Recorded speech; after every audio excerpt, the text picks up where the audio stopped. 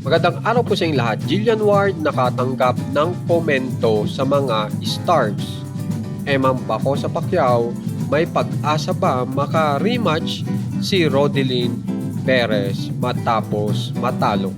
Alamin po natin lahat yan dito sa ating video. Dito po muna tayo kay Ma'am Jillian Ward kung saan ay talagang papalapit na po ang kanyang concert na ang title po ay Jillian Stars of the New Gen, na ito po yung first ever solo concert niya. Kaya talagang si Jillian Ward po ay talagang todo kayod sa pagpapractice, pagre-rehearsal para lang mabigyan ang kanyang mga manonood ng napakagandang show. At naka-schedule nga po ang naturang concert sa Friday po, July 31, 2026 sa alas 8 ng gabi. Kaya napakalapit na po. So titingnan po natin kung sino ba ang mga nanood dito o sino ang manunood dito po sa concert ni Jillian Ward. So titingnan natin kung nandyan ba yung mga boys na naka-link kay Jillian Ward kung sino ang dadalo. Pero meron nga pong mga stars na nagkomento po dito sa ginawang pagpe-perform ni Jillian Ward. At ang message nga po ni Jillian Ward dito sa kanyang pagpe-perform ay a little glimpse of the results of rehearsals and training for my concert.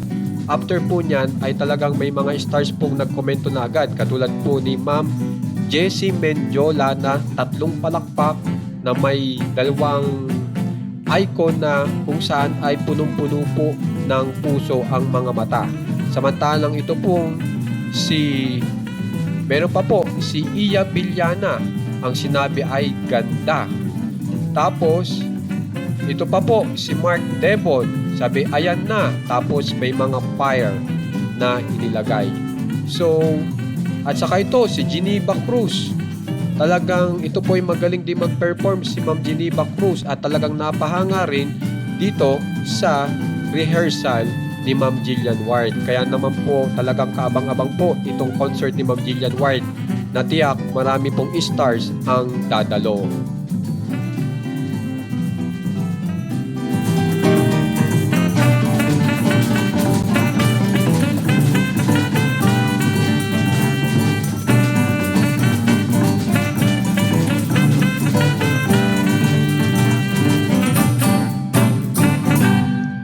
Ngayon naman po, dito naman po tayo kay Sir Eman Bako sa Pacquiao. So titingnan po natin kung may pag-asa bang maka-rematch si Rodelyn Perez. Bali si Rodelyn Perez po ay sinasabi dito na June 21, 2026 ay tinalo niya nga po si Eman Bako sa Pacquiao via majority decision. At nakapture nga po ni Rodelyn ang Philippine Boxing Federation PBF Lightweight Championship. At talaga nga po makikita nyo nga po ang napakagandang belt na kay Rodelyn na. At ang malaking tanong, may rematch pa ba ang dalawa? Kasi alam naman po natin na itong dalawang ito ay nanalo na sa bawat isa, tig isa. So hindi pa natin talaga nalalaman kung sino ba talaga ang totoong mananalo sa dulo. Kasi kailangan talaga magkaroon sila ng trilogy, di pa po ba? At ito nga po ang bali-balita na sinasabi na kasunod ng kanyang tagumpay noong Hunyo 21, 2026, inihayag ni Rodelyn Perez sa mga ulat ng media na bukas siya at payag sa isang rematch para sa trilogy. So yan ay mula po kay Rodelyn, mula sa social media. So talagang napakalaking pag-asa po na maka-rematch nga po ni Eman Bako sa Pacquiao si Rodelyn.